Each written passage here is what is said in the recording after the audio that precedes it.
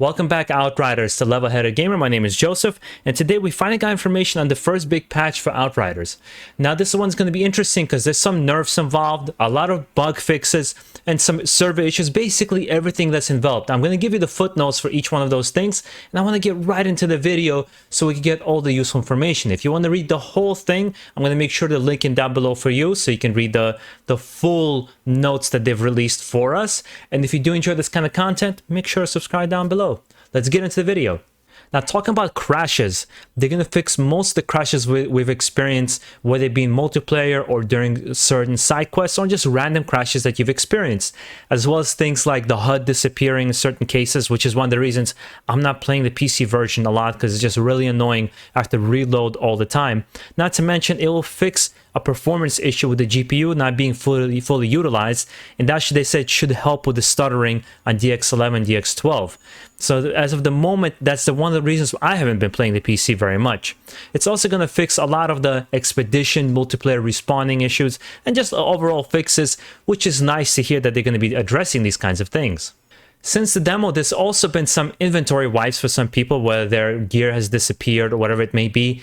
They said they're going to restore that as well, and there's going to be a specific time and day for that. But it's mostly going to be focused on epics and legendaries. If people lost their epics and legendaries, try to restore that. It's not really going to happen with the blue gear, and then really it doesn't really matter because you can get blue gear pretty quickly in the game.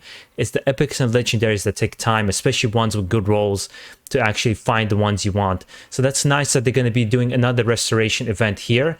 But as well, there's going to be some nerfing to be done. They're going to rebalance a lot of things. For example, the Historian, Bounty, and Monster Hunt quests will no longer grant legendary items for each subsequent completion. They said they did want to reward players for completing all the quest lines for each of them, so giving you the first time around legendaries, but they observed the unintended results when players repeated this activity in combination with a specific multiplayer bug to kind of get multiple legendaries. I think it was up to 10 legendaries you were able to get at one time, so they want to eliminate that. What I don't personally understand is, well, on repeated attempts, are we still going to get the one guaranteed legendary per quest line, or they're just taking it out all completely? Because that's what it sounds like here. They're taking it all completely away unless you pass it for the first time in each one of those quest lines, which means how you really, like, farming in World Tier 15 becomes even less important, and expeditions becomes even more important if that's the case.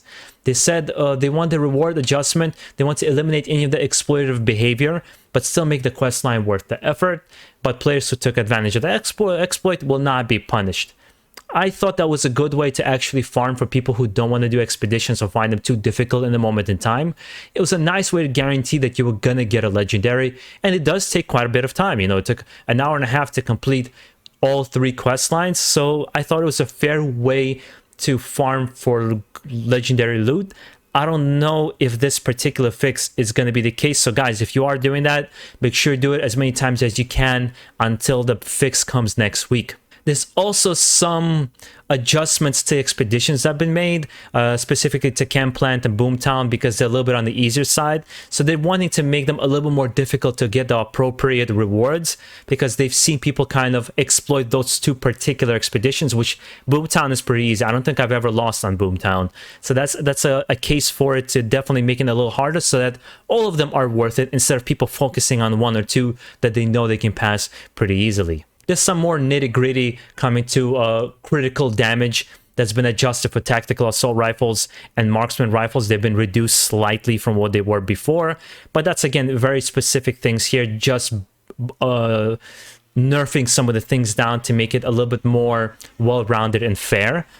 There's a particular point that we want to talk about here, and I know a lot of people are going to be in uproar, especially all the trickster mains here, is that they are nerfing a lot of the twisted ground advantage that we get, first of all, by increasing the cooldown to 25 seconds from 16.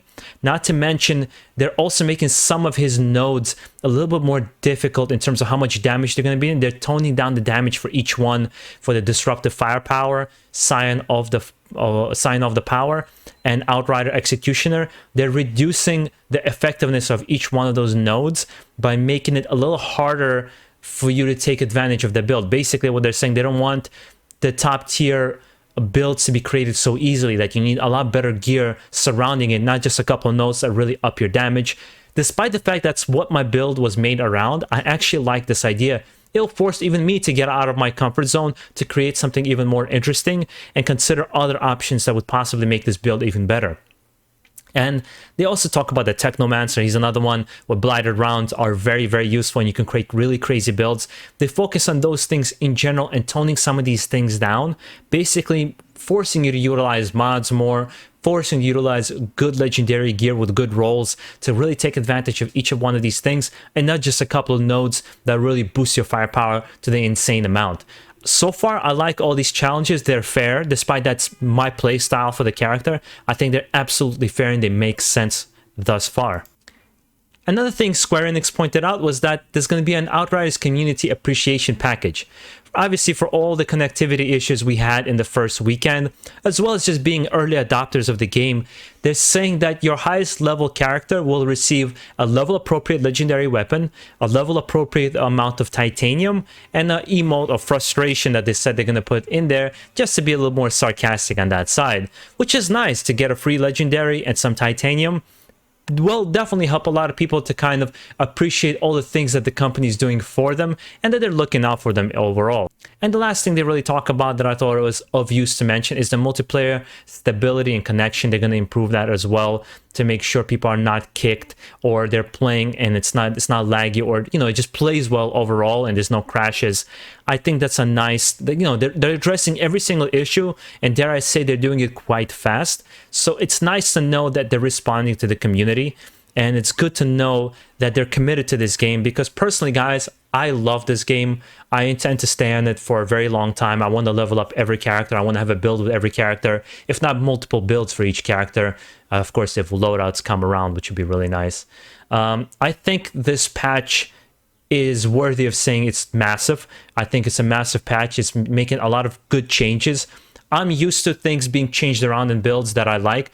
For example, if you've played For Honor, an example that comes to mind automatically, I would create these crazy builds for my character and then everything would be changed in the next one and I would have to relearn my character a little bit. If anything, it made it more fun for me to put more effort into learning how to play with this character a little bit differently.